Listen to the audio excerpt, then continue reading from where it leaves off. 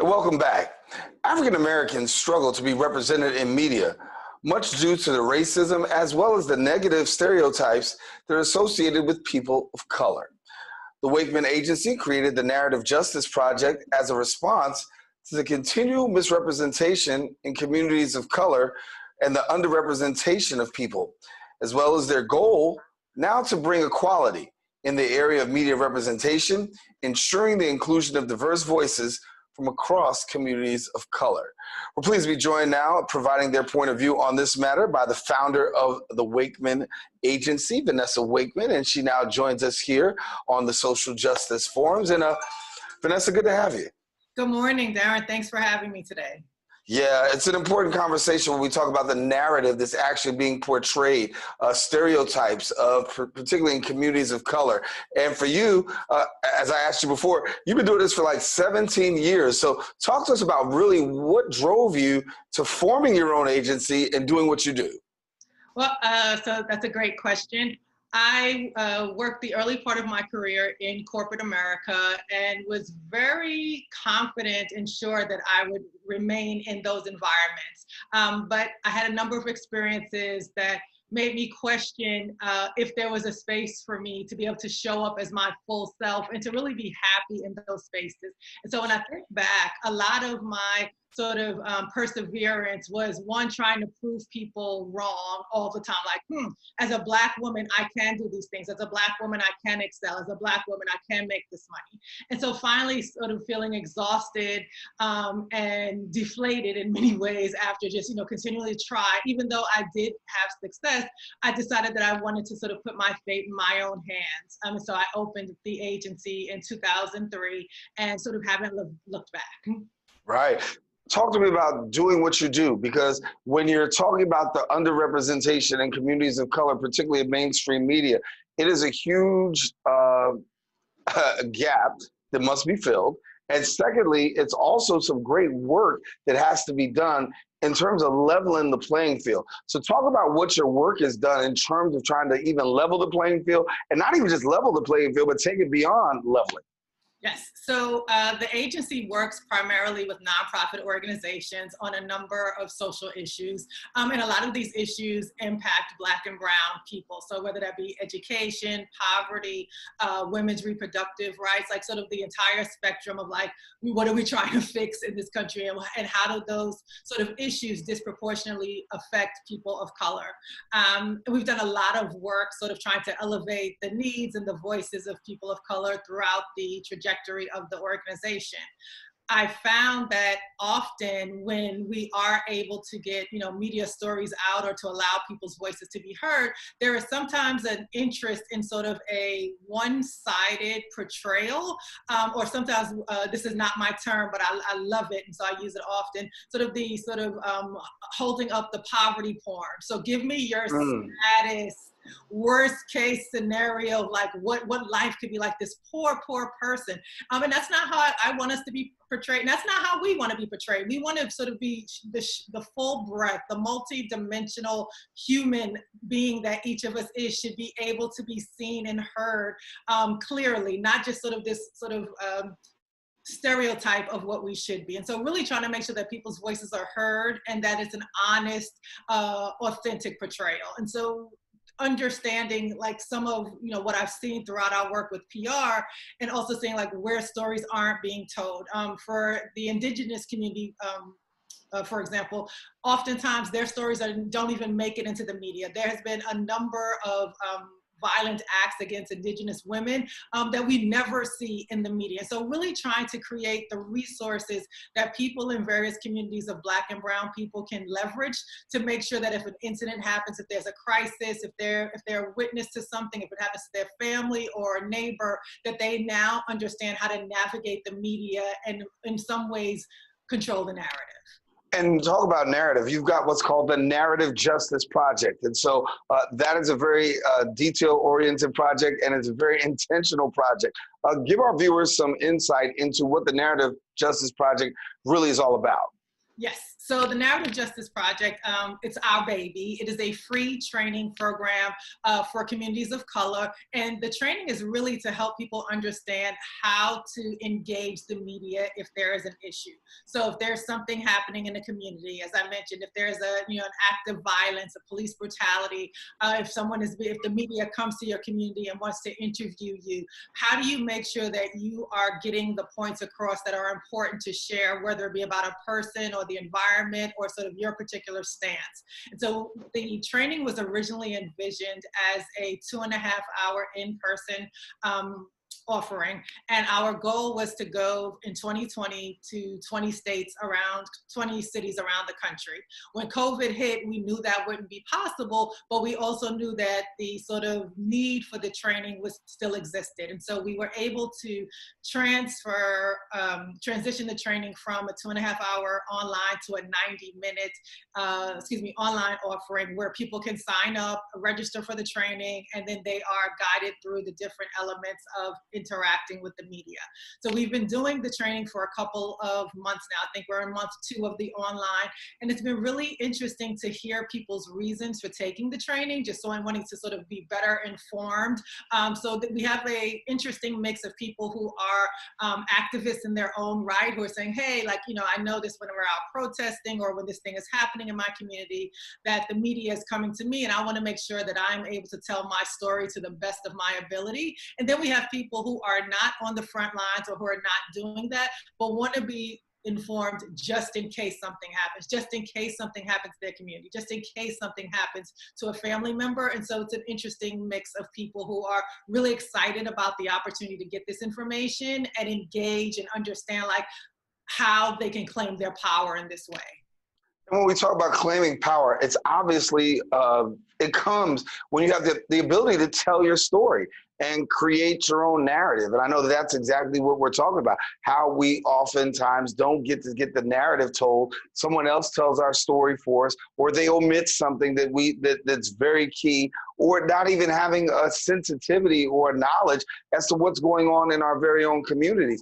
So when you're coaching and when you're sharing this information, what are some of the key things that you want to pass on to people about being able to control the narrative, and at the same time, not just control the narrative, but also be able to drive the issue home?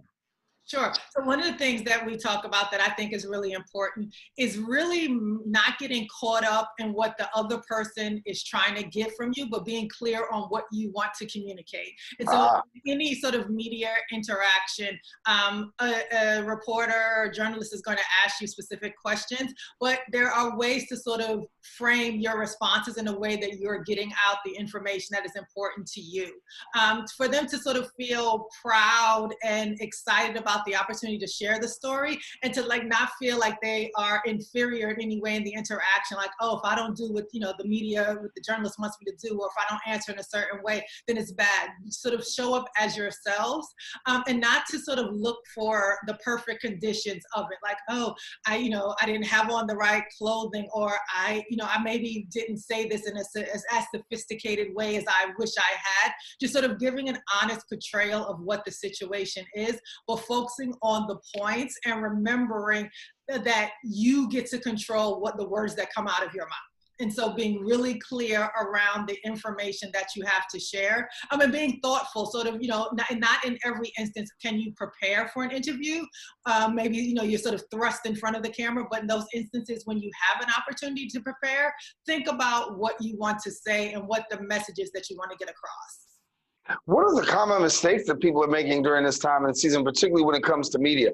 I often think, that social media has been the downfall. And while it's a great blessing, don't get me wrong. I mean, we live for social media. We're on social media, but in many ways, it's a blessing and it's also a curse. It's been the downfall for a lot of people who have just made the wrong mistake, said the wrong thing, done the wrong thing. What are some of the common mistakes that people make regarding social media that maybe we better think twice about this one? So one of the things that I see most often is the lack of verification for information. So the part of the curse that you mentioned about social media is the ability for anybody to put anything out, Vanessa, got changed. She used to be, you know, a Siamese cat, right? And so somebody pushes that out. She had surgery, and she's no longer a cat. She's sort of showing up as a human. And somebody sort of sees that and shares it, and it sort of takes on a life of its own. So sometimes we don't verify information, and then that sort of causes a sort of domino effect of, like, you know, pushback. So one thing is making sure that the information that you're sharing is verified and that it is true and it is authentic. The other thing is the social media takes away the sort of discipline, or it gives a lot of people courage. Let me say it that way. So things that you normally wouldn't say to someone's face or in an in-person interaction, people sort of feel at liberty, like, oh yeah, I could just write anything. So there's like a different kind of accountability. And I find that that also causes a lot of issues where people are just putting anything out and then later saying like, oh, maybe I should have thought about that. And so we tell people, like, is this a comment that you want to be seen, you know, a day later? Like, is this going to come back and haunt you? Like, it's, you know, sort of being witty and smart and sort of having a great command of, you know, language and loving words is one thing, and that's beautiful. Sort of often, you know, being too fast, you know, trigger fingers, and not being really thoughtful about, like, what are the repercussions of the impact of this statement? Is this going to come back to harm me? I think if people would just sort of do that due diligence up front and sort of manage themselves better, that could be helpful in solving some of those issues. Yeah. And when we look at media, obviously one of the things that we often say is there is this lack of color. There's a lack of people of color. In my industry alone, we know that journalism has been long dominated by whites. To see an African American, I remember, you know, what got me into this was watching, and I'm dating myself now, right? But to see me as a young boy, what I was able to see is Max Robinson on ABC News, and it was one of the very rare visions I had of an African American in front of a camera. And to this day, from Max Robinson all the way up until the present day, while there have been progressive changes in media, there still seems to be that lack of diversity. And when we talk about CNN, even though it's considered the worldwide leader in news, is now also being challenged for the amount of minorities that are actually on their station. So talk to us a little bit about the misrepresentation of, or the underrepresentation of communities of color in journalism, and what you feel that does in a wider context. Right, wider, so WIDER. The challenge with having such a lack of diversity in media environments is that the framing of the story, the way that stories are told, typically do not accurately represent the people that the story is being told about. So even for the most, you know, liberal journalist, the one that's most interested in getting it right, there are just certain nuances about the, you know, the Black experience or the Latinx experience or the indigenous experience that just doesn't translate. I know there's a couple of organizations I know internationally that focus on training women from different communities to sort of be the journalists for those communities. And the way the stories are told are so beautiful in that they represent the people. So they understand, like, who are the elders? What is the culture? What are the challenges? How do we fix it? And that's a very different approach to journalism than how we do it here in the US. And so I have seen instances where people or organizations are trying to take corrective measures, but it feels like it's moving too slow. And the problem with that is that, like, what is the harm being done? We know that the media, the way the stories are told, absolutely create the perception for, you know, the community at large, for people in the country of all, you know, ethnicities, sort of how they see different people. And so if those stories are only told from this sort of like one slant, this one angle, then it creates these sort of perceptions around, like, oh, this is what Black people typically do.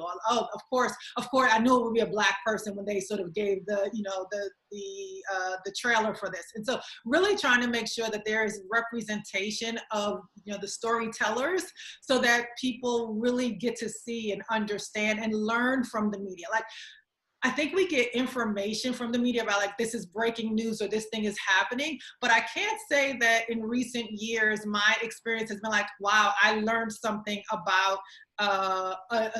you know, people in a certain part of the world or part of the country. I don't think that that reflection of the humanity is represented in the way the stories are told that is really helpful to advancing like mankind.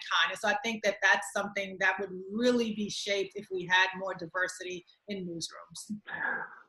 I think what we say is, things have gotten more subjective rather than being objective. And when we grew up, media was always, supposed to be taught to be objective, but rather now what we're seeing is a lot of subjectivity, a lot of people giving their opinion. And as you said, some of this opinion is not based on fact, it's just based on opinion. And there's a lot of, hype and not a lot of substance, as we can say. But as we bring this kind of close to a close, I want to get your perspective on where do we go from here and the role that you're playing in trying to continue to improve things. Because as we know, there's a lot of great work that's going on in social justice with regards to changing the narrative. And so for yourself, what do you have coming up in the future that could actually, that lends itself along those lines? Sure. So our hope is to continue this project for as long as we need to, so that we have some concentration of people in different communities in different cities that feel that they can interact, very, fluently with the media and be able to help tell stories. As part of the project, the University of Florida, their College of Journalism and Communications, graciously and generously offered a research resources to us to be able to sort of collect do focus groups and surveys as part of the training to sort of understand the perceptions of media from the people who are participating.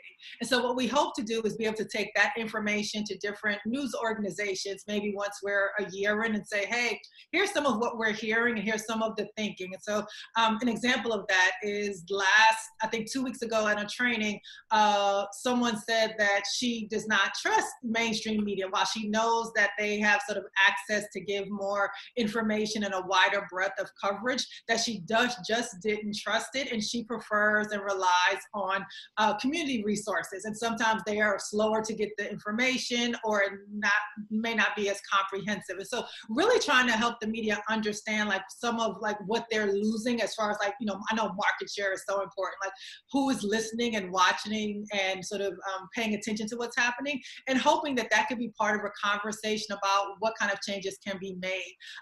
The other thing is how do people get to report on a story? So let's say if a reporter of color does have an opportunity to do a story, who is editing that? Are they cutting out, information that is important to the story and the framing? Is the producer sort of committing to sort of getting diverse voices and diverse opinions? So there's a number of layers. When we talk about representation, it's not just sort of who's doing the reporting, but what are the supporting characters in this process that make sure that everyone's voice is heard? So I hope that some of what we're doing will help to lend itself to that process.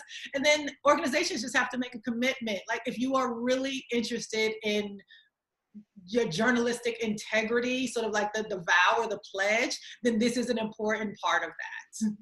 Right.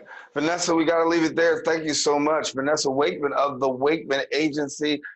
Great work. And as we say, thank you so much for helping to shape that narrative and change the narrative, because it's much needed in a time such as this. And 17 years doing this, it's awesome.